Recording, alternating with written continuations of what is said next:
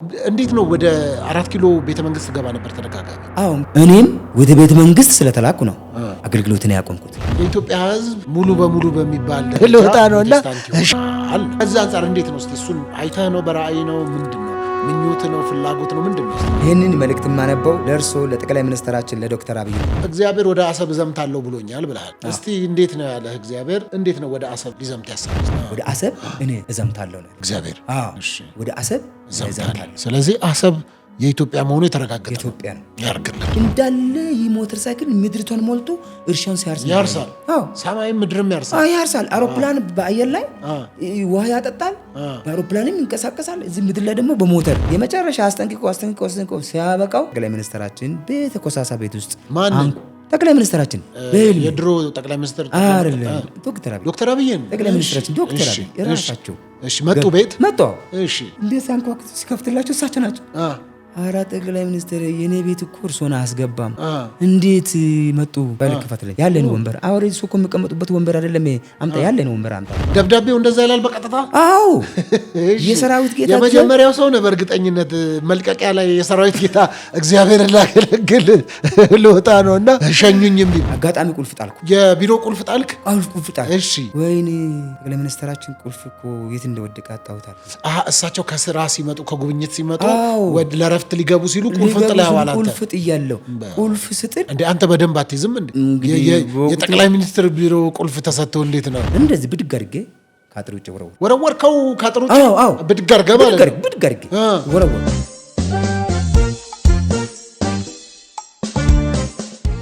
ሰላም ውድ ተመልካቾቼ፣ በመላው ዓለም የምትገኙ ኢትዮጵያውያን ኤርትራውያን እንደምን አላችሁ? እንዴት ቆይታችኋል? ሁሉ ሰላም ነው ወይ? እንዴት አላችሁ?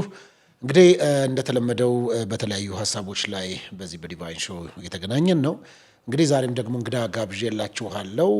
በዚህ በዲቫይን ሾው ፕሮግራም ነው እያዘጋጀ የማቀርብላችሁ ፓስተር ሶፎንያስ ሞላለኝ ከዲቫይን መልቲ ሚዲያ ጋር በጋራ በመተባበር ነው። በዚህ ፕሮግራም ላይ መቅረብ የሚገባው ሀሳብ አለኝ የምትሉ በስልክ ቁጥር ቴክስት ብታደርጉ እንዲሁም በዋትሳፕ ብትደውሉልን ታገኙናላችሁ።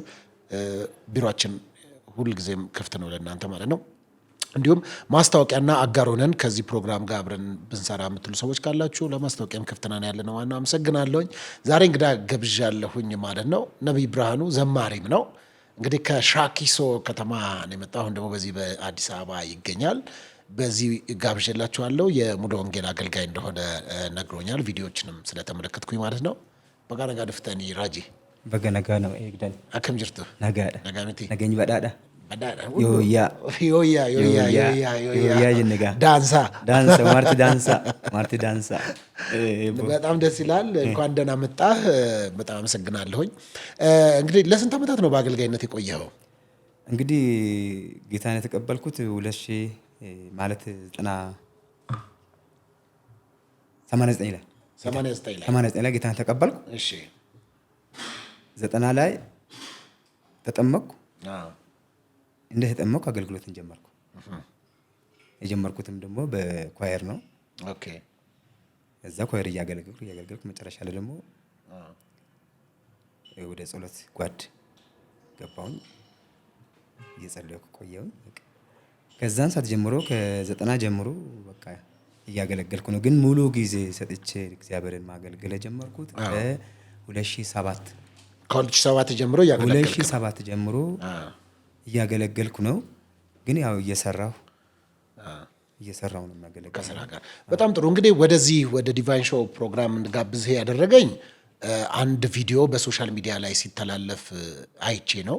ያንን ቪዲዮ ወደ 11 ደቂቃ አካባቢ የሚፈጅ ቪዲዮ ነው የተመለከትኩትና እሱም ለሀገር መልእክት አለኝ የሚል ሀሳብ ስለ ሀገር፣ ስለ ባንዲራ፣ ስለ ጠቅላይ ሚኒስትራችን ስለ ዶክተር አብይ በተለያዩ ጉዳዮች ላይ ያነሳ ስታወራ ስለነበረ ያንን ጉዳይ እስቲ ምንድን ነው የሚለውን እንድናወራ ነው በዚህ የጋበዝኩና እንግዲህ አገር ወዳድ ነህ። በጣም ሀገሬን እወዳለሁ። በእውነት ጌታ ራሱ ይወዳታል እኮ ኢትዮጵያን። በጣም ስለ ኢትዮጵያ ደግሞ መጽሐፍ ቅዱስ ላይ ከ40 ጊዜ በላይ ስለተጠቀሰ ወደ 43 ጊዜ አካባቢ ይመስለኛል ተጠቅሷልና እንደገናም ደግሞ ንጉሥ ዳዊት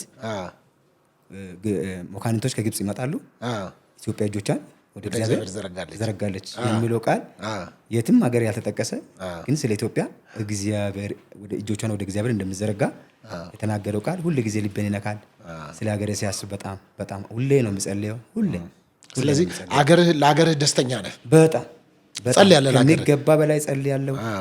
እንደገናም ደግሞ በቃ እግዚአብሔር ራሱ እዛ ሆነ ተንቢ ብሎኝ በፓርቲ ውስጥ ራሱ አገለግላለሁ። ፓርቲ ውስጥ ገብቼ እየሰራው ነው። እዛው ሆኜ ግን ፖለቲካ ውስጥ ባልገባም እጸልያለሁ። መልእክት ስመጣ ራሱ አንዳንድ መልእክቶችን ስለ ሀገራዊ ጉዳይ እነግራቸዋለሁ። እንዲያርጉ እንዲሆን ነውና ጸልዩ ላይ እያልኩ ራሱ እግዚአብሔርን ስም ጥሩ። ጠቅላይ ሚኒስትራችን እዛ ጋር እግዚአብሔርን ከጠራ እናንተም ደግሞ በታች ያላችሁ ወረዳ አካባቢ፣ ቀበሌ አካባቢ ያላችሁ እግዚአብሔርን ጥሩ እያልኩ መክራቸዋለሁ። በጣም ደስ ይላል። ያስታውቃል። ስለ ሀገር ስታወራ ራሱ ፊትህ የፈካ ነው። እኔ ራሴ ተላለፈብኝ። ሊያውም ደግሞ አገርህንም ራሱ በሾፌርነት በአንበሳ ፋስ ሾፌር ውስጥ አገልግልሃል አይደል? ኢትዮጵያን እኮ ነው ያገለገልከው። ታዲያ 5 ዓመት ኢትዮጵያን አገልግልሃል። በጣም ብዙ ህዝብ በዛ ተጠቅሟል። አዎ ማዕድን ውስጥም ራሱ መጀመሪያ አንበሳ ከመግባት በፊት ማዕድን ሻኪሶ ማለት ነው። ሻኪሶ እሺ፣ ከደንቢ ሻኪሶ 17 ዓመት ነው ያገለግል። ማዕድን ቆፍር ነበረ። ማዕድን ፋብሪካ ውስጥ ገብቼ ተቀጥሬ ከዛ በፊት በግሌ ሰራ ነበር። እሺ ከግሌ ወጥቼ ደግሞ ትምህርትን ካሻሻልኩ በኋላ በሳምፕለርነት ገባው። ከዛው ያልክ ላቦራቶሪ ቴክኒሻን ሆኜ አገለገልኩኝ። ከዛም በኋላ ነው መጨረሻ ላይ እግዚአብሔር ስራውን ለቀህ አገልግሎት ግባ ወደ አዲስ አበባ ግባ ስለኝ በቃ ወደ አዲስ አበባ ገባው። አዎ እስቲ እሱን አጋጣሚ ንገረኝ። እግዚአብሔር ከሻኪሶ ወደ አዲስ አበባ ግባ ብሎ እግዚአብሔር ነው የነገረኝ የሚል ነገር ሐሳብ አንስተሃልና እግዚአብሔር እንዴት ነገረህ? እስቲ እንዴት ነው ወደ አዲስ አበባ ግባ ያለ? ያው እግዚአብሔር እንግዲህ ይቀባሃል። እሺ የተለያየ እግዚአብሔር ጸጋውን ይሰጣል። ሲሰጥ ያንን ጸጋ በዛ ጸጋ እግዚአብሔር ሊከብር ሊጠቀም ይፈልጋል። ያንን ጸጋ ይዘህ እንድትቀመጥ አይፈልግም። ጸጋው መስራት አለበትና እግዚአብሔር ደግሞ ክብሩን ማግኘት አለበት፣ መቀበል አለበትና ያንን ጸጋ ከቀባኝ በኋላ በነብይነትና በዝማሬ ከቀባኝ በኋላ ይሄንን አገልግሎትን ይዘህ እዚህ ቦታ ላይ አትሰራም። እኔ ጠራውክ እኔን እንድታገለግል ወንጌልን ለዓለም ሁሉ እንድታደርስ ነውና እሺ፣ ስለዚህ ከዚህ ስፍራ ላይ ውጣ ይለኝ ነበር ደጋግሞ። እኔ ግን እምቢ አሻፈረኝ እያልኩ ኑሮን እያየሁ ቤተሰቦቼን ልጆቼን እያየሁ በምን አስተዳድራለሁ፣ በምን አኖራለሁ እኔ ከወጣሁስ እንዴት ይሆናሉ? የስጋት ማለት ነው ኑሮ እንግዲህ ታውቃለህና ያ ኑሮ ነገሮች እያሰጋኝ ብዙ ጊዜ እምቢ ያልኩት ግን መጨረሻ ላይ ራሱ እግዚአብሔር ራሱ ማስራ ቤቱን በሆነ ትንሽ ጥፋት አዲስ አበባ መጥቼ 5 ቀን ቆይቼ በመመለሰ ብቻ በቃ ካሁን በኋላ ስራ አትገባም። መስሪያ ቤቱ አባረረህ? አዎ ራሱ አንተ አልሰማ ስትል መስሪያ ቤት እንዲህ ምን አድርገን በቃ አትገባም፣ በቃ ካሁን በኋላ አትገባም። እሺ እኔ 5 ቀን ነው እንትን ያልኩት፣ ግን እነርሱ በተደጋጋሚ ቀርተሃል፣ ስለዚህ አትገባም ተባልኩኝ። አላማረርክማ፣ አንተም ድምፁ አረጋገጥክ። በቃ ዞር ስል እግዚአብሔር መንፈስ እኔ ብዬ ክንብ ብለኸኝ ነው ውጣ የሚል ድምፅ መጣልኝ። እዛው ፋብሪካ ውስጥ ሆነ? እሺ እዛው ሆኜ ለምን ሌሊት ነው የምሰራው፣ 4 ሽፍት ነው እና ሌሊት ነው የምሰራውና እዛ ፋብሪካ ውስጥ ኬሚካል መካከል ነው የምሰራውና ላቦራቶሪ ቴክኒሻን ነኝ። እዛው ራሱ ጸልያለሁ። በቃ ብቻ በነጌታው ደብዳቤ ማስጠንቀቂያ ሲሰጠኝ ምንም አላልኩም። እንዴት እንደዚህ ይሆናል? ምንም ብዙ ነገር ጥፋት የሚያጠፉት አሉ፣ እኔ እንዴት እንደዚህ ይደረጋለሁ ብዬ እነርሱ ጋር እየተከራከርኩ እያለ መጨረሻ ላይ ድምፅ መጣና እኔ ውጣ ስል እምቢ ብለኸኛል፣ አሁን ደግሞ ራሴን አንቀሳቀስኩት ውጣልኝ። ዞር ስል በቃ ምንም አላልኩም። ራሱ መንፈስ ቅዱስ እንደዚህ ያየው መንፈስ ቅዱስ ራሱ በቃ ተናገረኝና ዞር ስል አንተ እየተከራከርክ ነበር? እየተከራከርኩ ከነሱ ጋር ራሱ እየተከራከርኩ ነው። ውስጤ ብቻ ደወለ። በቃ መንፈስ ቅዱስ ደወለና ልክ የተናገረውን ቃል አስታወስኩ። ለምን ስለ አብርሃም ምዕራፍ 12 ላይ ሀገሬ ከወገን ከዘመዶቼ ውጣ ወደማያሳይ ምድር ሂድ ያለው ቃል በተደጋጋሚ መጣ የነበረው ቃል ውስጥ መጣና ደወለ። በጣም በቃ ከዛም በኋላ ምንም አላልኩም። ሊከራከር የነበረውን ዋና ይቅርታ ጠየቅ ጭራሽ። ሲያስተዳድር የነበረው ይቅርታ ጠየቅኩ። ስለዚህ አመሰግናለሁ። እንደውም እኔ ጊዜው ነው አልክ? ጊዜው ነው፣ የራሴ ራእይ ስላለኝ በቃ ሄዳለሁ ቻው አልኩና የሚገርም ነው። ምንም ካሳም አልጠየቅ ምንም አልጠየቅ በቃ ወጥተህ ሄድክ። ፕሮፌት ፈንድ ነበረች። ፕሮፌት ፈንድን አስከበርኩ። እሷን በቃ ወደ 30 ሺህ ምናምን ተቀበለ ይዤ በቃ 2007 ላይ አዲስ አበባ ገባ። እሺ አዲስ አበባ ገባ። ከዛ ጳጉሜ 1 አዲስ አበባ ገባ። አዲስ ዓመትም ሳታከብር ሳላከብር ጳጉሜ 1 እዛ አዲስ አበባ ገባ። እንዴ የሚገርም እኮ ነው ማለት 2006 አልቆ 2007 ሊገባ ጳጉሜ መሀል ላይ አለች አይደለ? እቺ ጳጉሜ 5ቷ ቀን ማለት ነው። ያቺ ቀን አንድ ስትል እኔ አዲስ አበባ ደርሻለሁ። ጥለህ ወጣህ? በቃ ወጣው። ይገርም ነው። እሺ ከዛ ወጣውና እንዴት ነው አዲስ አበባ መጣ? ከዛ ምን አደረግ? ቀጥታ ወደ አገልግሎት ገባህ ወይስ እንዴት ሆንክ? ያው አዲስ አበባ ምንድነው የሆነው? ከገባው በኋላ መሸኛ ጽፌ ነበር። እሺ የቸርች ነው የሥራ? የቸርች እንጂ። እሺ የቸርች መሸኛ ጻፍኩኝ። ቸርች በቃ መግባት እንዳለብኝ መንፈስ ቅዱስ ጠቆመኝና በቃ ነብይ በላይ ጋር ነበር። ሆሊ ቸርች ገባ? ሆሊ ቸርች መሸኛን ይዤ ገባው። እነሱ መሸኛን ተቀበሉልኝ። ጌታ ይባርካቸው። ተቀብሎ በቃ ትችላለህ አሉኝ። ማገልገል ትችላለህ፣ ግን የአገልግሎት ስልጠና መውሰድ አለብህ፣ መማር አለብህ አሉኝ። ያውቀው አገልግሎትን ሳልገባ ትምህርት መማር ጀመርኩ። ስልጠና ወሰድኩ። የስልጠና ሰርተፍኬትም ወሰድኩ። ግን ወደ አገልግሎት ለማሰማራት ብዙውን ጊዜ የመዘግየት ነገር ስለነበረ እኔ ወደ አገልግሎት ነው ተላኩት። አንተ ደግሞ ተሞልተሃል። ውስጥ ተሞልተህ የት ይፍሰስ በቃ ተጨንቅ ያለውና ምን አለበት እንደው መድረክ የማግኘቱ ነገር አልነበረም።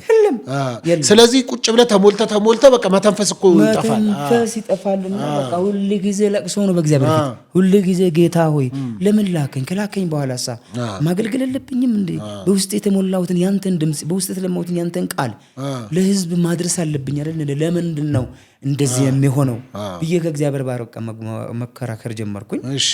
ግን ከዛ በቃ መድረክ ሲያጣ ወጣህ? ከዛ የሚገርም ነው። ወጣ። የኑሮ ሁኔታ አለ። የኑሮ ሁኔታ የሚከብድ ነገር አለው። ስትወጣ እንግዲህ ያው ገንዘብ ያስፈልግሃል። ልጆች አለኝ፣ ሚስት አለችኝ እና እነዚህ ልጆች ማበላበት ነገር ያስፈልጋል። ያቺ 30 ሺህ ብር ይዤ ወጣት ነው አሁን እሷን እየበላው ነው። እስከዛ እዚች ጳጉሜን ያልፈ እየኖርክ ያሉት በዛች በ30 ሺህ ብር ነው።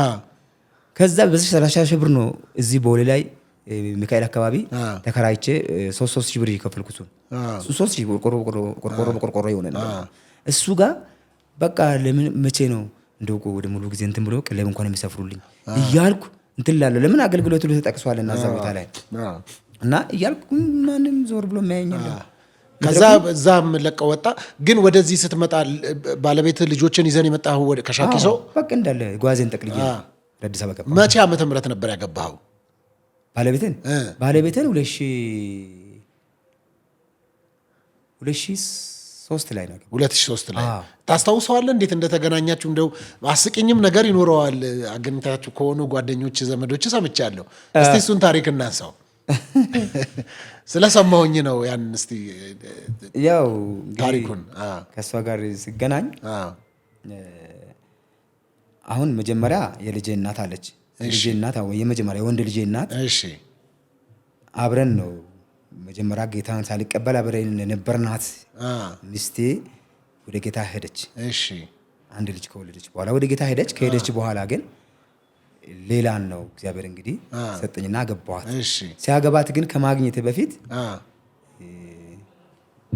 ድንገት በቃ ቸርች ወንጌል ቸርች ውስጥ ሩዋንዳ ሙሉ ወንጌል ቸርች በህልም አይተህ ነው? ራእይ ነው? እንዴት ነበር? እስቲ እኔ በህልምም አላየሁም፣ ግን እግዚአብሔርን ጠይቅ ነበር። ምን ትል ነበረ? በቃ እንግዲህ የሰጠኝ ብቻህን መኖር ሰልችቷል። ብቻህን መኖር ሰልችቶኛል። ስለዚህ በቃ ጌታ ሆይ ረዳት ስጠኝ፣ ልጄንም ያችኛው እንግዲህ ወደ ወስዳታል፣ ለኔ ደግሞ ረዳት የምትሆነው ስጠኝ ያልኩ ይጸልይ ነበረ። ያው ድንገት ተገናኘን። ከተገናኘን በኋላ ያው ብዙም ሰርግ አልነበረም፣ አቅማችን ምንም ነገር ስላልነበረ መሪዎችና ሽማግሌዎች ጸልየውልኝ ብቻ ነው ወደ ጋብቻ ውስጥ ገባን። ማንም አጃቢም አልነበረም። በዲያቆናት ቢሮ ነው ተጸልየውልን ገባንና በቃ ከዛም በኋላ ጋብቻችን ቀጠልን ማለት ነው። እኮ እንዴት ነበረ ስትገናኙ የነበረው? እስቲ እንትኑን ነው እኮ እኔ አሁን ወዳጆች የነገሩኝ አገናኝተቻው ለየት ያለ ነው ስላሉኝ ነው እኮ። ያው ለየት ያለ ነው። እግዚአብሔር ይመስገን። በወቅቱ ምንድነው የሆነው ነገር? ባለቤት እኔ አገልግሎት እጋበዛለሁ። አገልግሎት እጋበዝና እዛ ቦታ ላይ ብዙን ጊዜ ይጠሩኛል። ቸርች ይጠሩኛል እና እዛ ሲያገለግል ለካ እሷ ታይኛለች። እሺ ታይኛለች። እኔ ግን ያው አገልግሎቴን ነው አገልግዬ እወጣለሁ። የምስት ጥያቄ እንዳለ ሆኖ ጠይቃለሁ ጌታ። ሁለት እህትማማቾች ናቸው። እሺ ሁለት እህትማማቾች ናቸው። ሁለቱ እህትማማቾች አንድ ቦታ ነው ቁጭ ያሉት። አንዷ ታላቅ ናት፣ አንዷ ታናሽ ናት። አሁን በዛ ውስጥ ለካ እሷ ታይኛለች። እሺ ግን እዛ አንዷ ጓደኛ አለች የሚያውቃት ይሄ ቸርች መጥቼ እንዲያገለግል ያደረገችኝ እዛ ቸርች ውስጥ የምታገለግል በሙሉ ጊዜ እሷ አለች። አሁን እነዚህ ሁለቱ ጓደኞቿ እኔ ትዳር ጉዳዮችን ለሷ አውርቼላት እባክሽን ያስፈልገኛል እኮ ትዳር ብዬ አውርቼላት ማለት ነው።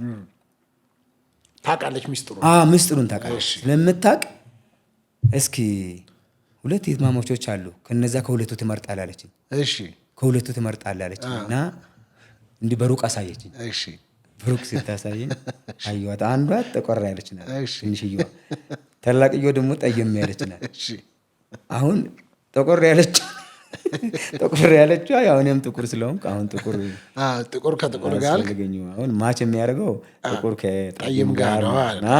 ስለዚህ ማች የምታደርጓን አየኋትና እስኪ ከጥቁሯ አጠገቤ ያለችዋን ብዬ አልኳት። ከዛ በቃ እሷን መረጥካት? እሷ ትሻላለች። በቃ እነግርልሃለሁ፣ እሷ መባ ዳቦ ቤት ውስጥ ነው የምትሰራውና እዛ ሄደህ እሷ አገናኘኝ አትበለኝ፣ እሷን አናግራት አለች። እነርሱ ደግሞ እኔን አባቷን እመስላለሁ። የእነሱን አባት? አዎ ለእሷ ለዚች ለእኔ ጓደኛ ወይ ለእሷም ጓደኛ ለሆነችው ይሄ ሰውዬ እኮ የኔ አባት ነው የሚመስለው፣ ቁጭ ነው ሲያገለግል ሲጸልይ፣ በቃ እንደው አባቴ ነው የሚመስለውና እንዴት አድርጌ ይህን ሰው ላግኘው፣ የአባቴ ወንድም ይሁን እንግዲህ እንዴት ነው ብላ ታወራለች። እና ስለዚህ አባት ወንድም ነውና ሊሆን ይችላል፣ እስኪ አናግረዋለች እና ነገረቻት። እሺ ከዛ ምንድነው አሁን በነጌታው ዳቦ ቤት ስለምትሰራ ዳቦ ቤት እናጠይቃል አለችኝ። ዳቦ ቤት ሲሄድ ልክ ስታየኝ ደነገጠች፣ እሷ ማለት ነው። ደነገጠችና እንዴ ባለፈው ቸርች ስታገለግል የነበረው እግዚአብሔር ሰው አገልጋይ ብርሃኑ ነው አለችኝ። አዎ አልኳት። እኔ እኮ አባቴን ነው እኮ የምትመስለው፣ እኔ የአባቴ ወንድም ከየት ነው መጣ ብዬ እኮ እንደዚህ ምናምን አለችኝ። አይ እኔ የአባትሽም ወንድም አይደለሁም፣ ግን መልኩን ልንመሳሰል እንችላለን፣ የኢትዮጵያኖች ይመሳሰላሉ ብዬ በዛው በቃ ወደ ነገሩ ገባው። ከዛ እንዴት ነው እንገናኝ ተባባላችሁ? እንገናኝ ተባባለንና እሺ ተቀጣጠርን። በቃ ያው እንግዲህ እሷ እኔን ትዳር እንደምነግራት አልነገርኳትም። ግን አገልጋይ ስለሆንኩ ያው ስለ አገልግሎት ይነግራል ብላ ነው ስለጠበቀችው፣ ወይም ደግሞ ይጸልይልኛል ብላ ነው የጠበቀችው። ከዛ ቀጠርኳት። በቀጠርኳት ቦታ ላይ እሷን በታማኝነት መጣችና ሀሳቡን አቀረብኩላት። ያው በድፍረት አቀረብኩ። ምን አልክ? ያው ትዳር እንደዚህ ብዬ አቀረብኩላት። ባለችና እኔ እኮ እንድትጸልይልኝ ነበር እኮ እንገናኛለን ብለህ ያልከኝ መስሎኝ እኮ ነው። እና እንዴት ይህንን አልታቀርብ ቻልክ? በቃ እግዚአብሔር መንፈስ ቅዱስ አንቺን ማግኘት እንዳለብኝና አንቺን ማግባት እንዳለብኝ ነግሮኛል ጌታ። ስለዚህ ጸልይና ምላሹን ስጠኛል። አይ የሚከብድ ነገር ነው እንግዲህ የሚከብድ ነው። እኔ አሁን የአባቴም ወንድም ስለምትመስል አባቴን ስለምትመስል እንደውም የአባቴ በህይወት ስለሌለ ያንን ናፍቆት ሊወጣ ነበር። የአባቴ ምትክ ነህ ብዬ ነው እና ላጫውትን በደንብ በቃ ካንተ ጋር የወደን ልጫውት ነበረው። እንግዲህ ይህን ካልክ ጸልዬ እመልሳለሁ አለች። በሳምንቱ ተገናኘን እንደገና። ምላሿን ሰጠች። ተፈቅዷል አለች? አዎ ወዲያው ተፈቅዷል አለች። በቃ ጋብቻችንም ያው ቅድም እንደነገርኩ በቸርች ወዲያውኑ ጨረሳችሁ ማለት ነው? አዎ በቸርች ጨረስን። ከዛ እንግዲህ እግዚአብሔር ይመስገን ዛሬ ላይ አንድ ልጅ ወልዳለች። በጣም ጥሩ፣ በጣም ደስ ይላል። ከዛ ወደ አንበሳ ባስ ተቀጠርክ? አዎ እንግዲህ አንበሳ ባስ ያው ስራ ስጠፋ የግድ የእግዚአብሔርን አገልግሎት ድምፁንም በቃ ያው ችግር አንዳንድ ጊዜ የእግዚአብሔርን ድምፅ እንዳታስተናግድ ያደርጋልና በቃ ኑሮ ሲቸግረኝ ልክ ማስታወቂያን አገኘሁት። አንበሳ ባስን? አንበሳ ባስ መጀመሪያ የገባሁት ባውዘዌ በአጠባ ነው እንትን ላባጆ እሺ መስሪያ ቤት ጻፈልኝ አንድ ነገር አለ እሺ የስራ ልምዱ ላይ ማለት ልምዱ ሲጽፍልኝ ክሊነር የሚል ጽፏል ለምን ካፍቴሪያ ውስጥ ክሊነር ስለሰራው ወደ ላቦራቶሪ ቴክኒሻን ወይም ደግሞ ወደ ሳምፕል ማዕድን ሳምፕለርነት ሳልገባ በፊት እዛ ማዕድኖችን ታጥብ ነበረ እሺ ሰርቻለሁና ክሊነር የምትሏ ስላለች በዛች ተመዘገብኩኝ ላባጆ ይፈልጉ ነበር ላባጆ ሰራተኛ ይፈልጉ ነበር እና ተመዘገብኩ ገባሁ እሺ እንደጋጣሚ በስንት ብር ነው የሚገባው በ800 ብር ብር ደግሞ 2007 ላይ ማለት ነው እሺ 2007 ላይ በ800 ብር ገባሁ በ800 ብር ገብቼ ማኪናውን ማጠብ ጀመርኩ እሺ ማኪናውን እያጠብኩ ግን መንጃ ፈቃድ አለች እሺ ሶስተኛ ማለት ነው አሁኑ የህዝብ አንድ እሺ የዛን ጊዜ ሶስተኛ ነው የሚባለው ያኔ እና እሱን ያስኩኝ እሱን ይዣለሁና ከዛ በቃ ላባጆ እያጠብኩኝ ግን መኪና ሹፌርና ሾፌሮችን የሚቀጥሩበትን እንትን ይከታተል ነበር ማስታወቂያ እስኪያወጡ ድረስ እየጠበኩ ለምን እዛው ነው የሚያሰለጥኑት እዛው ነው መኪና ያለው ሾፌር የሚያሰለጥኑት እዛው ውስጥ ስላለ ይቀጥራሉ ያለውና አንድ ቀን እንግዲህ ይቀጥራሉ የሚል ተስፋ ይዤ ተንቀሳቀስ ነበር ለምን ግን ገና አሁን እንደገባ አይቀጥሩም እሺ የግድ ያለው 2 ዓመት ያለው 2 ዓመት ባላባጆ ሰራ 2 ዓመት ላባጆ ሰራ እዛው ላባጆ ግን እየሰራው እግዚአብሔር እናገረኝ ነበር ስለማን ነው የምናገረው ስለ አንበሳ ይናገረኝ ነበር እሺ ምን ነበር ስለ አንበሳ ይናገረኛልና እኛ የምናጥበው መኪና በጣም አሮጌ ነው ዳፍ እሺ እንደገና ደግሞ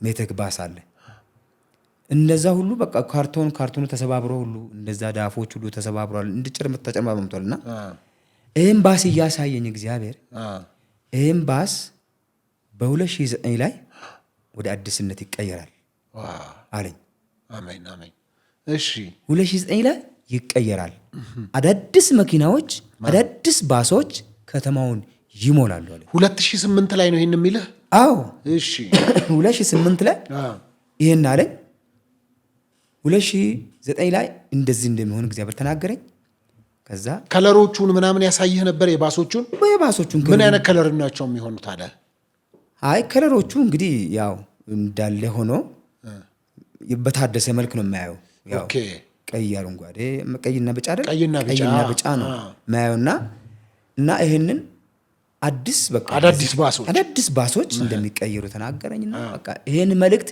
ያው አህዛቦችም አሉ እዛ ውስጥ ክርስቲያኖችም አሉ ለክርስቲያኖችም ነገር ነበረ እንደገና ደግሞ ሄጄ ቀጥታ ለከተማው ለባሱ አስተዳደር ተናገራለህ በድፍረት ምን ይለዋል እንደዛ ስትል እንደ እብድ መቁጠር ምንድነው የሚያወራው በቃ እንደ አንተ ምን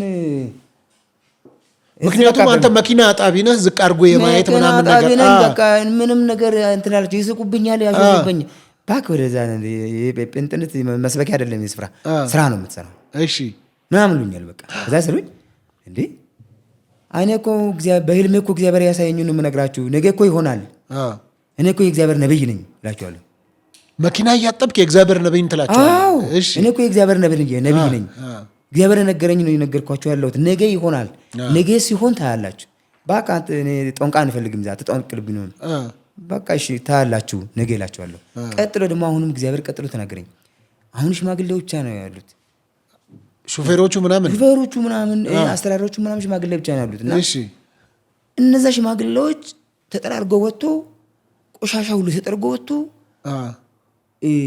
አዳዲስ ወጣቶች ስፍራውን ሲወርሱ ኃላፊዎች ራሱ ወጣቶች ብቻ ሹፌሮች ራሱ ወጣቶች ብቻ ሲሆኑ አየውና ኧረ እንደዛ እያለኝ ነው ጌታ ይህን እኮ አየው እንደ ስታደስ አየው ብዬ ነገርኳቸው እሱንም እንደ ጫውታ ነው ያዩት ልክ ግን 2008 አልፎ 2009 ላይ ሲገባ መዋቅር የሚባል ነገር መጣ እሺ መዋቅር ሲመጣ እንዳለ ያሉት ሽማግሌዎች እድሜ እንትን ያሉት ጡረታ ሲወጡ በአዳዲስ ስተካ መጣና መጨረሻ ላይ እንዳለ ሽማግሌዎች ወጡ አልቆ አዳዲስ ወጣቶች ብቻ ቁጭ አሉ ከዛ ሳይቆይ አዳዲሶቹ እነዚህ ተተኩት ሳይቆይ 2009 ወደ ወሩ 5 አካባቢ እንደዚህ መኪኖች ተቀየሩ። የሚገርም ነው። መቀየር ጀመረ። አሁን አንዳንዱ ለማብረን የምንሰራ ጓደኞቼ ለእነርሱም እነግራቸዋለሁ። አሁን ከዛም በኋላ ምን ማለት ጀመሩ? የጌታ ሰው ማለት ጀመሩ። ቀየሩ። እሺ የሰው ነገር እሺ፣ ነገሩ ከተፈጸመ በኋላ የጌታ ሰው ማለት ጀመሩ። እንደው ጸልይልን ምናምን አይኑ። ከዛ ደሞዝ እንድጨመርልን ጸልይሉኛል። ከዛ ደሞዝ የመጨመር ደግሞ እግዚአብሔር አሁንም ተናገረኝ። እሺ እኔም ጸለይኩ። ለራስም ስለምትፈልግ 800 ብር ነው ላይ ትንሽ ናት። እሺ ባሶች እንትን ሙሉ 2500 ነው ደሞዛቸው ወቅቷ። እሺ የኔ ደግሞ 800 ነው። እሺ እኔም እንድጨመርልኝ እፈልጋለሁ። እግዚአብሔር ተናገረ በሱ። እየጸለይኩ እንደ ተናገረ ከላባጆ ጀምሮ ከጽዳት ጀምሮ ቀጥሎ ሹፌሮች ፖሊ ሹፌር አለ፣ አገልግሎት መኪና፣ ትንሽ መኪናዎችን የስራ አስኪያጆች መኪና የሚነዱ አሉ። የእነርሱ 1600 ነው ደሞዛቸው በወቅቱ። የባሶች ደግሞ የባሶች ስንት ነው? 2500 ነው። አሁን እነዚህን አሳየኝና ከፍተኛ ደሞዝ ላይ እንደምደርሱ ትልቅ ደሞዝ ላይ እድገት አድጎ በቃ ሰራተኞች ሁሉ ሲያድጉ አየሁኝ። ደግሞም የሚቆም እንዳይደለ እያደገ የሚሄድ ደሞዝ እንደሆነ ያሳየኝና ነገርኳቸው። አሁን ያምናሉ መቼም እንግዲህ ሁለቱን አይተዋል። በሁለቱ ስላመኑ አሁን ቀጥሎ ያለው ላይ በቃ አንተማ ሆኖ ስላየ ነው የእግዚአብሔር ሰው በቃ የጌታ ሰው በቃ ይሆናል እናምናለን። እስኪ እንግዲህ ሲመጣ በቃ ያው አንተ ጫት ምናምን አትቅምም፣ መጠጥ ምናምን አትጠጣም፣ ያው ለስላሳና እንትን እንገዛለን አለ ንጉሱ ምናምን እንገዛለን አለ፣ ቁርጥ እንጋብዛለን አሉ። ችግር የለም ደግሞም እንደምትጋብዙ 100% እርግጠኛ ነኝ ይሆናል አልኳቸው። ባልኩት ልክ የባስ እንደገባ ማለት ነው። ባስ ሹፌሮች 56 መነሻ 56 ገቡ። ምን ማለት ነው? መነሻ 56 ማለት 5600 እሺ፣ ወዲያውኑ ማለት ነው። ያ 2009 ሳልፍ 2500 ብር ነበሩ። እሺ፣ አይደለም እንጂ 2040 ነበሩ።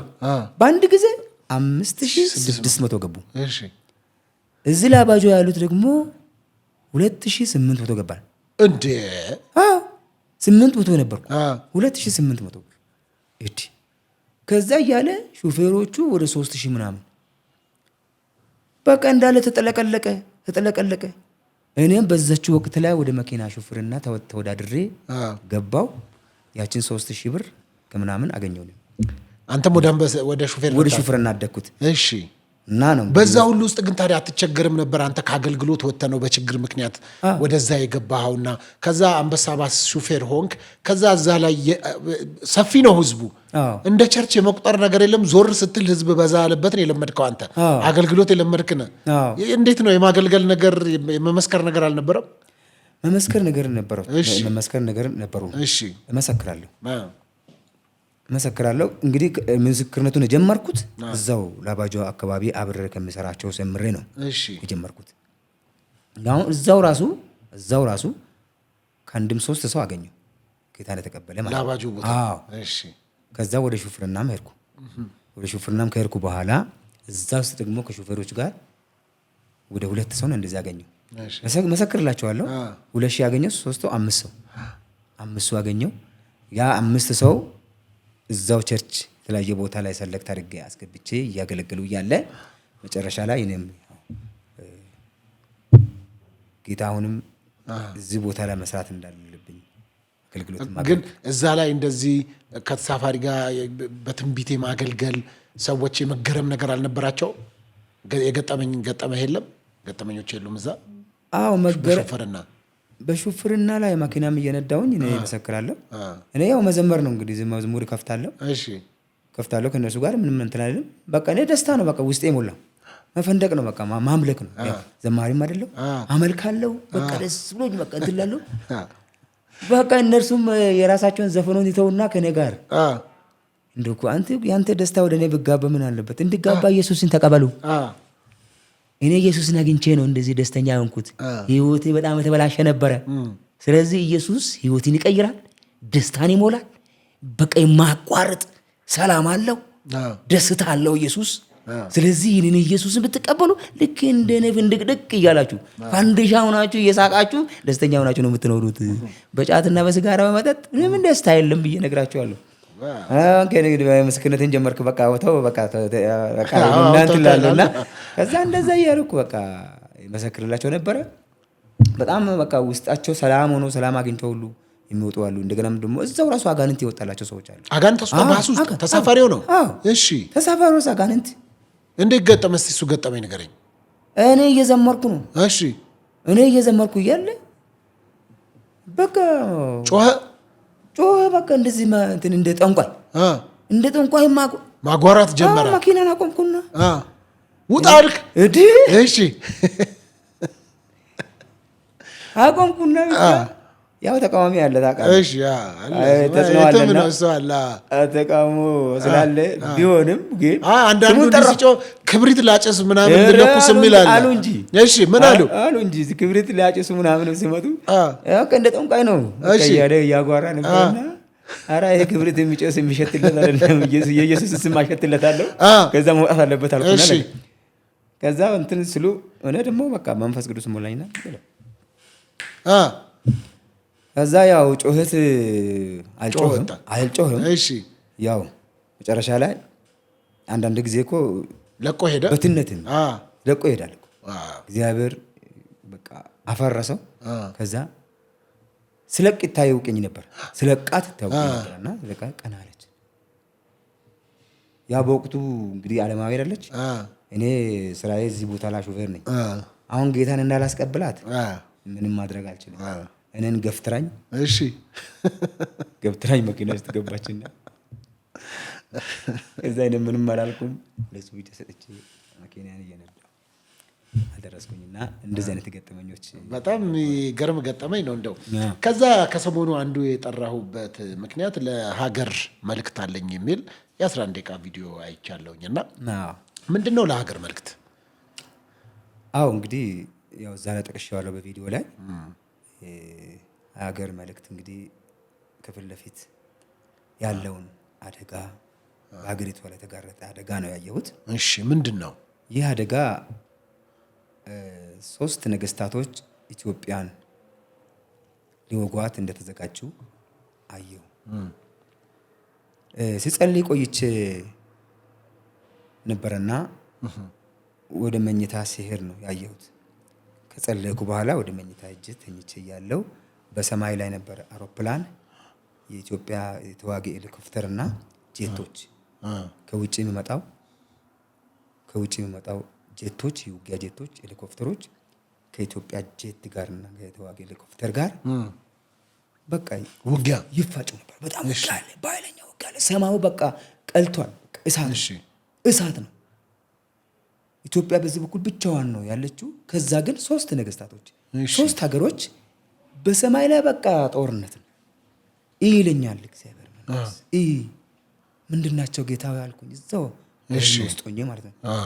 ይህ 3 ነገስታቶች ኢትዮጵያ ሊወጓት ነውና አለኝ።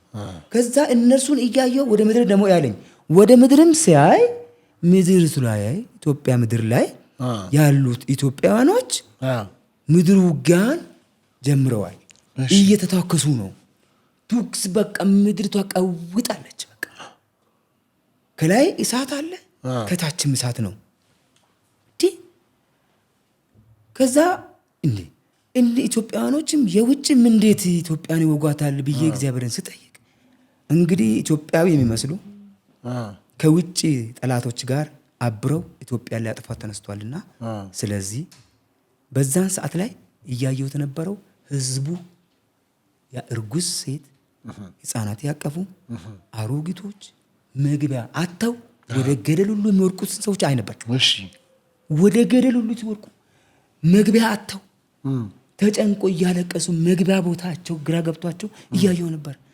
እንደዚህ ሊያደርግ የመጣ ከፊት ለፊት ሊያስጨንቅ የመጣ ጦርነት አለ፣ ውጊያ አለ፣ ጭንቀት አለና ይሄንን ቶሎ ብለህ ለሀገሪቱ ጠቅላይ ሚኒስትር፣ ለነገስታቶች ሁሉ፣ ለአብያተ ክርስቲያናት፣ ለሁሉ ሃይማኖት ክፍሎች እንደገና 135.3 ሚሊዮን ህዝብ ተናገር፣ ንሳ ግቡ በላቸው።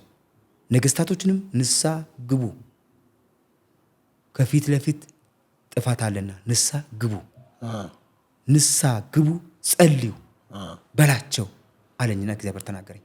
ከዛ ነቃውና በቃ በእግዚአብሔር ፊት በጣም ተመልሼ ተንበረከኩኝ። የጸለይኩኝ ለባለቤቴም ነገርኳት። በቃ ባለቤትና እኔ ተንበረከክን፣ መጸለይ ጀመርን። ባንዲራን ይዘን በቃ ባንዲራውን ይዘን መጸለይ ጀመርን። ጌታ ሆይ ጌታ ሆይ ጌታ ሆይ ታደጋት ኢትዮጵያን። ከዛም በኋላ ቃል ሰጠኝ። ቃል የሰጠኝ ቃል ሁለተኛ ዜና ምዕራፍ 20 ላይ ከቁጥሩ 1 ጀምሮ ስለ ኢዮሳፍጥ ነው። የእስራኤል ንጉስ ወይም ደግሞ የአይሁድ ንጉስ እና የአይሁድ ንጉስ ብቻውን ነው። በሱ ላይ ዘመተው ህዝብ 3 ነገስታት ነው። 3ቱም ነገስታት ዘምተውበታል። ይህንን ማሸነፍ አይችልም። በቃ ስለማይችል ወዴት ነው የቀረበው? ወደ እግዚአብሔር። ወደ እግዚአብሔር ነው የቀረበውና እሱን ቃል ሰጠኝ። ወደ እግዚአብሔር ቀርቦ መጸለይ ሲጀምር እኔ ይህንን አልችልም ጌታ ሆይ አንተ ትችላለህ ብሎ ህዝቡን ሰብስቦ በእግዚአብሔር ፊት ተንበረከከ። እግዚአብሔር ደግሞ ምንድነው ያለው? ነብይ ላከ። ነብይ ላከና ለኢዮሳፍጥ ይህን ውጊያ እናንተ አትዋጉ፣ እኔ እዋጋለሁ፣ እኔ አሸንፋለሁ። እናንተ ግን በፊቴ በምስጋና ውደቁ፣ በምስጋና እናንተንን አምልኩኝ፣ ጸልዩ ብሎ እግዚአብሔር ነብይ ላከ። ዝም ብላችሁ ምን በሉ? ቁሙ፣ በምስጋና በፊቴ ቁሙ ብሎ የተናገረበትን ቃል አየው። ከዛም በኋላ ይህንን ቃል እንግዲህ በዛ ቦታ ላይ ኢዮሳፍጥ እግዚአብሔር ያለውን ብቻ መተግበር ጀመረ። መጸለይና ማምለክ ጀመረ። ከዛን ሰዓት ጀምሮ እግዚአብሔር ምንድነው ያደረገው? ክላሽ አልመዘዙም። ለምን? ውጊያው እግዚአብሔር ስለሆነ ክላሽ አልመዘዙም። በጠላት ላይ ምንም ነገር እንትን ያሉት ነገር የለም። እግዚአብሔር የሰጣቸውን መሳሪያ ብቻ ዘምሩ ብቻ ነው ያለው። ጸልዩ ብቻ ነው፣ ቁሙ ነው ያላቸው። ቁሙ ያላቸውን ትእዛዝ ተቀብለው ቆሙ። በቆሙ ሰዓት ላይ እግዚአብሔር ደግሞ ጠላቶቹን ሊወጉና ሊያፈርሱ የአይሁድን ህዝብና ከነ ጠቅላይ ሚኒስትሩ ሊያጠፉ ድምጥማጣቸውን ሊያጠፉ በመጡት ጠላቶች ላይ እግዚአብሔር ምን አደረገ? ድብቅ ጦር አስነስቶ በድብቅ ጦር ፈጃቸው። እግዚአብሔር ደግሞ ለእስራኤላውያን ድልን ሰጣቸው እና ይሄንን ቃል ነበረ እግዚአብሔር ተናገረኝና አሁንም የኢትዮጵያ ህዝብ በውጭም ያለው በውስጥም ያለው እግዚአብሔር እኔ አሸንፋለሁ የመጣባቸውን ጠላት እኔ አሸንፋለሁ፣ እናንተ ግን በፊቴ ውደቁ። እንደ ነነዌ ህዝብ የነነዌ ህዝብ ነብዩ በተናገረው መሰረት ወደቁ። ከነገስታት ጀምሮ እስከ ከብቶች እንኳን ሳር እንዳይበሉ ተከልክለው ያ ጠቅላይ ሚኒስትር በወቅቱ ነበረው ንጉስ ነውና ንጉሱ ትእዛዝ ሰጣቸው። ከእግዚአብሔር ድምጽ ሰምተው ሰጣቸው። ከዛም በኋላ ከብቶች እንኳን ምግብ ተከልክለው በእግዚአብሔር ፊት ጸለዩ። እግዚአብሔር የመጣባቸውን መከራ አነሳ። ዛሬም እግዚአብሔር እንዲያደ ነው፣ ህዝቤው በፊቴ ውደቅ፣ በፊቴ ጸልይ፣ እኔ ጠላቶቻችሁን አሸንፋለሁ። ኢትዮጵያን ጠላት አይወርሳትም፣ ጠላት አያሸንፋትም። እኔ ኢትዮጵያን ከብቤ ይዣለሁ፣ ስለ ኢትዮጵያ እኔ እዋጋለሁ ነው ያለኝ እና ይሄንን ቪዲዮን እና እዚሁ ላይ ደግሞ ስለ ባንዲራ አንስተ ነበረ። እንግዲህ በባንዲራ ጉዳይ የተለያዩ አለመግባባቶች እንዳሉ ይታወቃል፣ ግልጽ ነው። በዛም ደግሞ አሁን በኢትዮጵያ አረንጓዴ፣ ቢጫ፣ ቀይ ላይ በመደቡ ላይ ደግሞ በውሃ ሰማያዊ አይነት ነገር ኮከብ አለው። እዛ ላይ ደግሞ እንግዲህ አይ ቲንክ የብሔር ብሔረሰቦች መገለጫ ነው አይደለም የሚለው። ከዛ አንዳንዶች ደግሞ በተለያየ 666 ነው እንደዚህ ነው፣ የተለያዩ ተቃውሞዎች አሉ ብዙ። በዛ ጉዳይ ላይም ጸልዬ የሰማሁት ድምፅ አለ፣ የተናገረኝ ነገር አለ ብለኛል እና እስቲ እሱን ደግሞ እናንሳ። እንግዲህ እሱም ያው በቪዲዮ ላይ አለ፣ በቪዲዮ ላይም አካታል። እሺ ቪዲዮ ላይ አለ፣ ቪዲዮ ላይም ህዝቡ ማየት ይችላል። እውነትን ነው። ስለ ባንዲራ እግዚአብሔር ፊት እንግዲህ በቤቴ ውስጥ ባንዲራ አለ። ኢትዮጵያን ወዳታለሁ። ኢትዮጵያ አጉራሼ ናት፣ ስርበኛ ጉርሰኛለች። አሁን በዚህ መዝሙር አለኝ እሺ በቅርብ የሚወጣ እሺ በኦሮምኛም በአማርኛም በኦሮምኛ ሪትም የተሰራ አሁን በቅርብ የሚለቀቅ አለ። እንዳጎረሰች ራቆቴ ሆኜ እንዳለበሰችኝ የሚገልጥ ሳልማር አስተምራኝ ለእውቀት ያደረሰችኝ እናቴን እያደነቅኩ የዘመርኩበት እግዚአብሔር እሷን እንደሚባርካት እግዚአብሔር ከፍታ ላይ እንደሚያወጣት እየዘመርኩ የገለጥኩት መዝሙር አለ። እሱ ይለቀቃልና እናቴን ወዳታለሁ። ስለዚህ 24 ሰዓት ነው ማለት ማታ 9 ሰዓት ላይ ተነስቼ መጸለይ ስለ ሀገር ጸልያለሁ፣ ባንዲራ ጸልያለሁ። በዛን ሰዓት ነው እንግዲህ የጸለይኩ እያለ ባንዲራ ላይ ያለውን ኮከብ ሁሉ ጊዜ ያሳየኛል። እሺ ይሄን ባንዲራ ላይ ያለውን ኮከብ ራሱ ያየሁት በ2016 ነው። እሺ እግዚአብሔር ተናገረ። እስካሁን ድረስ በእግዚአብሔር ፊት እየጨመቅኩ ነው መልእክቱን ያቆየሁት እንጂ በወቅቱ ላይ ባያስተላልፍ እግዚአብሔር ደስታውን አይችልም ነበር። እኔም ለምን ማረጋገጥ አለብኝ ይሄ ድምጽ እንዴት ነው ብለ እንዴት ነው ብዬ ጨምቄ ማውጣት አለብኝ። ለምን ለህዝብ መድረስ ያለበት ነገር ነው። የተናገረኝ ደግሞ እግዚአብሔር ነው። አንተ መሆንን ለማረጋገጥ ሁሉ ጊዜ ደግሞ ኮከቡን ሲያይ በውስጤ ግልጽ አርገ በቃ መንፈሴን ሙላብኝ እያልኩ ሁሉ ጊዜ እንትላለው ጸልያለሁና ዞር ብዬ ለአገር ልጸልይ ባንዲራ ይዤ ነው መጸለይውና ለዚህ ህዝብ ሁሉ ባንዲራ ይዤ ነው መጸለይ ያለብኝ። ባንዲራ ማለት ህዝብን የሚያመለክት ነው፣ ኢትዮጵያን የሚወክል ነውና ስለዚህ ህዝቡን ልክ ኮከቡ ላይ ያሳየኛል። ልክ ኮከቡ ላይ ያሳየኛል። ተናገር ይለኛል። ተናገር ኮከቡ እኔ እንደሆንኩ ኢትዮጵያን ከብቤ ያዝኩ እኔ እንደሆንኩ ፐርሰናል በቃ እንደዚህ አፍ አውጥቶ ያወራኝ ነበር። ኮከቡ ራሱ በመደበኛ ማለት ሰማያዊ መደብ ላይ ያለው ኮከብ ሰንጠረዥ ያላት እሱ ኮከብ እንደበቃ ያወራኛል። በቃ ያወራኛል። ምን እያለ በቃ እኔ ኢየሱስ ነኝ። ኮከቡ ነው እኔ ኢየሱስ ነኝ ይላል። ኢየሱስ ነኝ። እሺ እኔ ኢየሱስ ነኝ። ምድሪቷን ከብቤ ይዣታለሁ። ሟርት ኢትዮጵያን አይገዛትም። ድግምት ኢትዮጵያን አይገዛትም። 6 ለ6 ኢትዮጵያን አይገዛትም። ክፋት ኢትዮጵያን አይገዛትም። ድህነት ኢትዮጵያን አይገዛትም። አመጻና ተንኮል ኢትዮጵያን አይገዛትም። የሚገዛት እኔና እኔ ብቻ ነኝ። ስለዚህ ኮከቡ ላይ ያለሁት እኔ ነኝ። ኢትዮጵያን የሚቆጣጠረው እኔ ነኝ። ኢትዮጵያን የሚገዛት እኔ ነኝ አለኝ። ኮከቡ ያወራህ ነበር። አንተ ያየው ባንዲራውን ኮከቡ ራሱ ይናገር ነበር። ኮከቡ ራሱ ያወራኝ ነበር። ምንድን ነበር የሚልህ? እኔ ኢየሱስ ነኝ ይላል። እኔ ኢየሱስ ነኝ። ይንቀሳቀስ ነበር ጨርቁ። አዎ በቃ እንደዚህ ያለ ማለት ነው። ያለ በቃ ሰንጠረዡ ራሱ ያለው እንደዚህ ይንቀሳቀሳል አይደል? ይንቀሳቀሳል፣ ይናገረኛል። በቃና በቃ እኔ አሁን ቤተሰቦቼ ልጆቼ ተኝተዋል ከባለቤቴ ጋር። እኔ ደግሞ በቃ በእንባ ነው የምታጠበው ነበረው፣ በእንባ ነው። ግን ጌታ ሆይ ይሄንን ነገር እኔ አለሁ ልኝ ነበር። ግን አልተጨነቅም። ምክንያቱም ባንዲራው ጨርቅ ስለሆነ ሲያወራ ራሱ የመጀመሪያ ስለሆነ የመጨነቅ ነገር የመደንገጥ ነገር አልነበረ። በጣም ድንጋጤ ነበረ። እንባ ይፈስ ነበረ።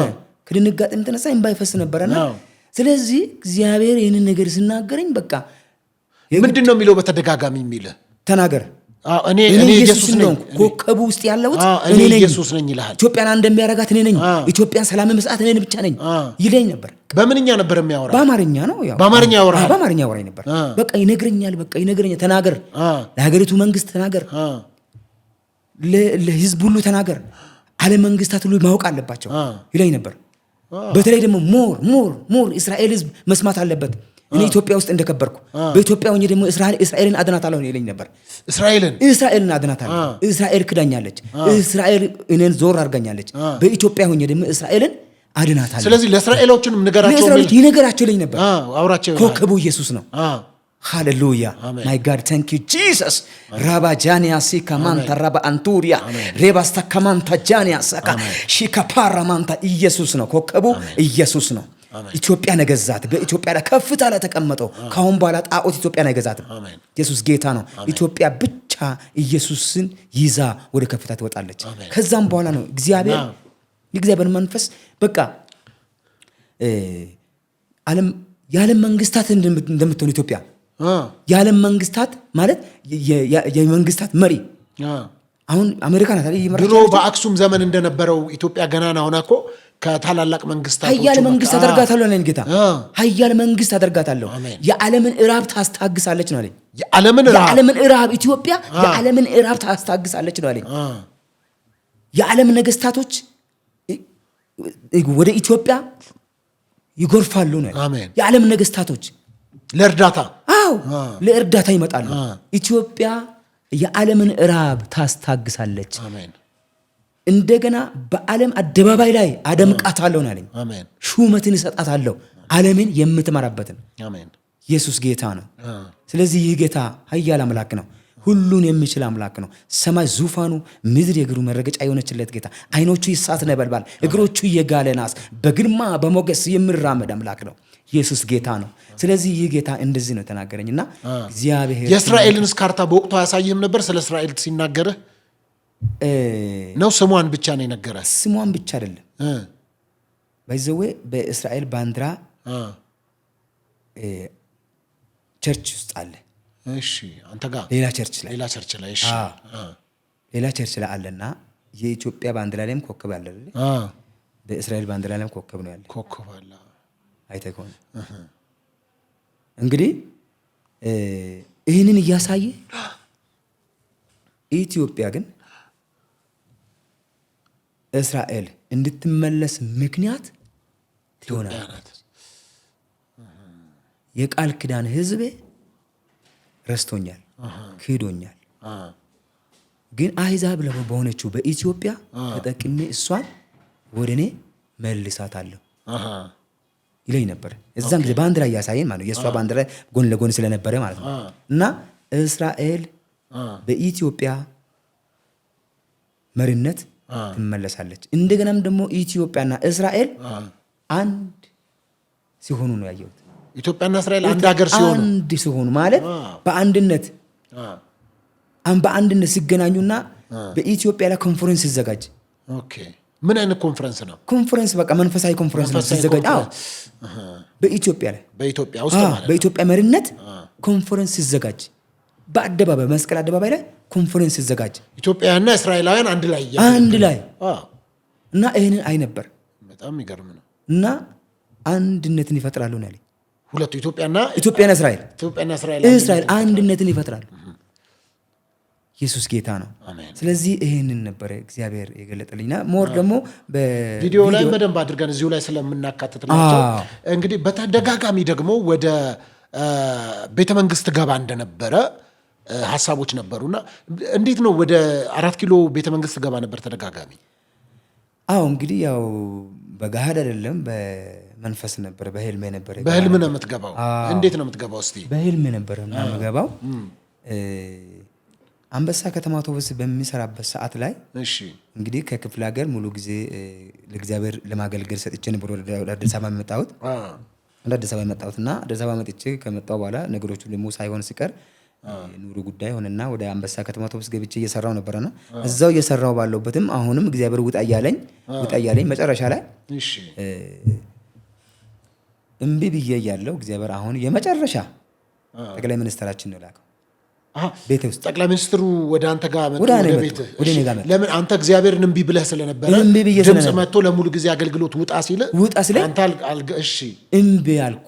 እምቢ ብዬ ብዙ ጊዜ በቃ ሻፈረኝ አልኩ። እምቢ ብዬ እኔ በቃ የራስን ሀሳብ ብቻ ነው የራስን ማስተዋል ብቻ ተደግፌ የተንቀሳቀስኩ ባለሁበት የመጨረሻ አስጠንቅቆ ሲያበቃው በቃ እንትን ስል እግዚአብሔር ማንን ላከው? ጠቅላይ ሚኒስትራችን ቤተ ኮሳሳ ቤት ውስጥ ጠቅላይ ሚኒስትራችን የድሮ ጠቅላይ ሚኒስትር አይደለም ዶክተር አብይን ጠቅላይ ሚኒስትራችን ዶክተር አብይ ራሳቸው መጡ ቤት መጡ። እሺ ስንት ሰዓት ላይ መጡ? እኔ እንግዲህ 11 ሰዓት ተኩል ላይ ነው ወደ ጠዋት 11 ተኩል ላይ ሊነጋጋ ማለት ነው። ኦልሬዲ 12 ሰዓት ሊሆን ሲል በጠዋት ነው የመጡት ማለት ነው። በጠዋት መጡና ገቡ ቤት ማለት ነው። እና ገብቶ እንዴት ሲያንኳኩት ሲከፍትላቸው እሳቸው ናቸው። ኧረ ጠቅላይ ሚኒስትር የኔ ቤት እኮ እርሶን አያስገባም፣ እንዴት መጡ? በል ክፈትልኝ። ያለን ወንበር አውሬ እሱ እኮ የሚቀመጡበት ወንበር አይደለም፣ አምጣ ያለን ወንበር አምጣሉኝ። ያለኝ ኩርሲ ነበር። አልደነገጥክም? በጣም ደነገጥኩ። እንዲያው ያልተጠበቀን እንግዲህ በእኔ ቤት እንዴት ቤት እኮ አያስገባሁትም፣ እርሶ ቦታውም ወንበር የለም አያስቀምጡትም። በዚህ ወንበር ላይ እንዴት አምጣው ያለን ወንበር አምጣልኝ። ፕላስቲክ ወንበር አለች። ወንበር ሰጠኋቸው። ቁጭ አሉ። እኔ መኝታ ላይ ነው ቁጭ አልኩት። እንደዚህ በተኛሁት ቁጭ አልኩና ቁጭ አሉና ለምንድን ነው እግዚአብሔር ውጣ የኢትዮጵያን ሕዝብ ነፃ አውጣ ብሎክ ለምንድን ነው ያልወጣኸው? ለምንድን ነው እግዚአብሔርን እምቢ አልከው?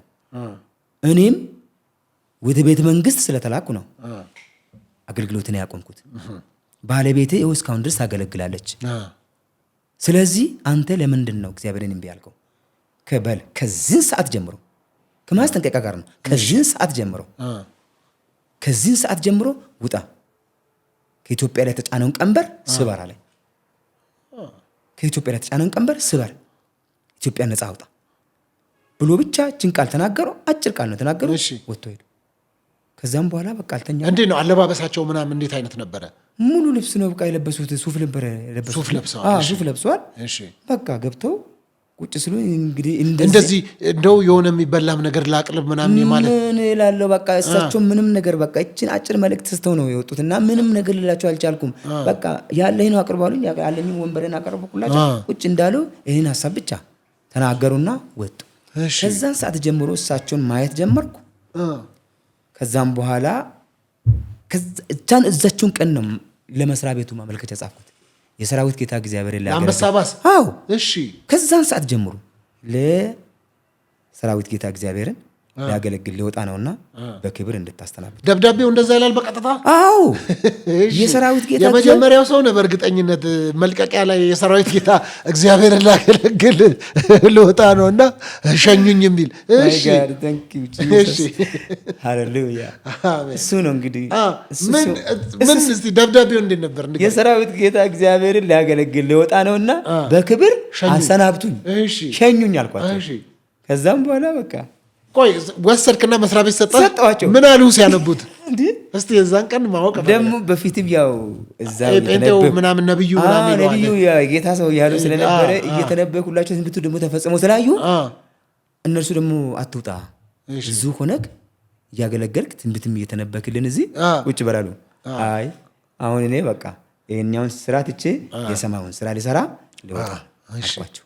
ከዛም በኋላ ምንም ቢከራከሩ ብጨቃጨቁ ምን ብሉ ግን ጽሁፉ አላስደነገጣቸው? በጣም አላስደነገጣቸው። እንዴ ምን እዚህ እየሰራ አታገለግልም እንደ እግዚአብሔርን አታገለግልም እንደ በቃ አታገለግልም ብሎኛል። እሺ እኔ ሙሉ ጊዜ ሰጠክ አገልግል ብሎኛል። በቃ ለዓለም ሁሉ ወንጌልን ስበክ ብሎኛል። ወንጌልን ሰብካለሁ። በቃ ለወጣ ነው ባልኳቸው። በቃ እነሱም ከራከሩ በቃ ምንም ነገር የለም። በቃ መጨረሻ ላይ አሰናበቱኝ። እንግዲህ ከነብይ ጋር የነበረን ቆይታ የክፍል 1 ፕሮግራማችንን በዚህ ጨርሰናል። በክፍል 2 እስክንገናኝ ደግሞ ተመልሰን እንመጣለን። ለነበረን ጊዜ በጣም አመሰግናለሁ ነብይ። እግዚአብሔር ይስጥልኝ።